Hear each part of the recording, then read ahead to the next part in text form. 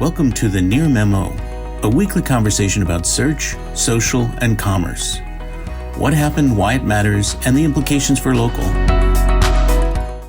So I'm going to talk about the issue of there was a story that appeared about a week ago. I think it might have been.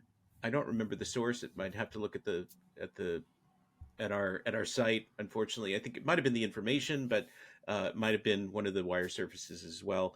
That Google was internally contemplating putting all of its AI assets behind a paywall. So right now, Google Gemini, I forget what they call it, Business or Pro, is $20 a month. You can get access to free Gemini, and then they bundle it in with Google One, I think, for $20 a month.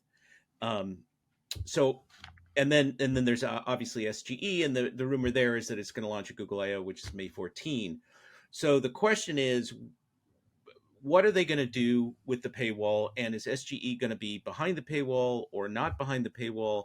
And this paywall strategy, in a way, strikes me as a kind of a, there's some confusion about what Google is going to do here. Google is sort of indecisive about what it wants to do with AI, reflecting their ambivalence about it and the challenges that they face with disrupting themselves. So, I think SGE will. And then there's another issue which we'll talk about. I think SGE, if I have to say yes or no, is probably going to be outside the paywall. That's what I'm going to guess. That'll be kind of what.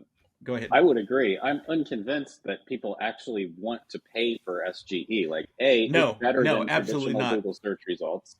And absolutely the reason that so many people are paying for Don't you think that SGE results will become like any universal result, that it will get positioned based on? Go ahead, Mike. Well, it'll just get positioned based on popularity. So if people are getting local results that way and not clicking in the pack, then maybe it'll go to the top. But if it's you think it's going to float? You think it's going to float? It depends on how they implement it. I mean, they could implement it as a universal result, or they could take the results and integrate it into existing modules. We don't know yet, right?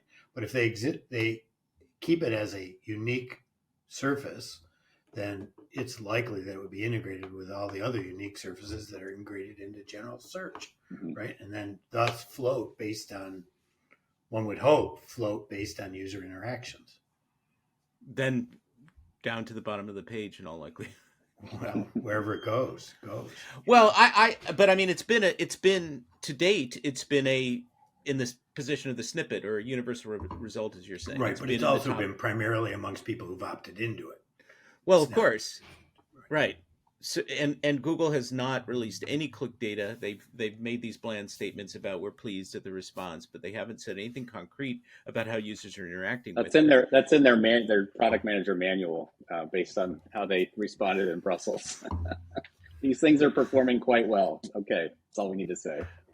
Well, I mean, they are a public company, and anything that they say that raises doubt in anybody's mind is going to result in a $10 billion stock hit or something. Yeah. But I mean, I think that another interesting and related thing that we were talking about in the green room is the possibility that if Google pushes out SGE into regular search results, or behind a paywall for that matter, but regular search results, that it ceases to be protected by Section 230, which is immunity from liability based on content that appears on Google search results, because there's a suggestion that this might convert them into a publisher. So if they're, and they seem to be, initially they were avoiding YMYL topics with SGE. No longer, it's 96 or 97% of queries. And so they got all kinds of stuff in there. Some of it is wrong, some of it is right. And if somebody relies on it to their detriment, or there's misinformation or disinformation, that creates a potential liability situation for them. So that would seemingly motivate them to hide it away behind a paywall, although I don't think that solves the problem. But I just don't think that they're going to do that. I think that they're going to leave it out, and they'll probably make it the current use case is you generally have to interact with it in order to fully expand it. It's sort of there, and you have to say show more or generate. I think that that's what we'll see if they unveil it on the 14th. Yeah, I guess. I mean, I have I agree with you. I don't see how it gets them out of Section 230 just because it's behind a paywall. I mean, I if don't think it does. I don't you know, think it does. if you're asking, how you can harm yourself and you've paid for a product versus if you ask that question to Google and they answer it in front of the paywall and they still tell you how to harm yourself, like that seems like significant liability, regardless of whether you paid them for that advice or not. So, well, they could more aggressively disclaim it in a paywall scenario, right? So they could give you a full page of disclaimers. This is all false.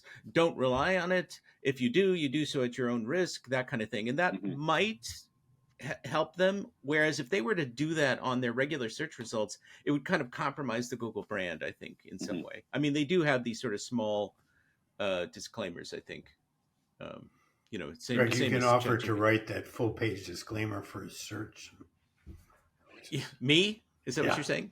Yeah. No, I don't think they would come to me for that. But I think it's going to be very interesting because I think the paywall is an effort to sort of have it both ways, to preserve the existing monetization of Google Classic, shall we say, and then still participate in this AI phenomenon with Gemini and have them be a sort of a parallel universe.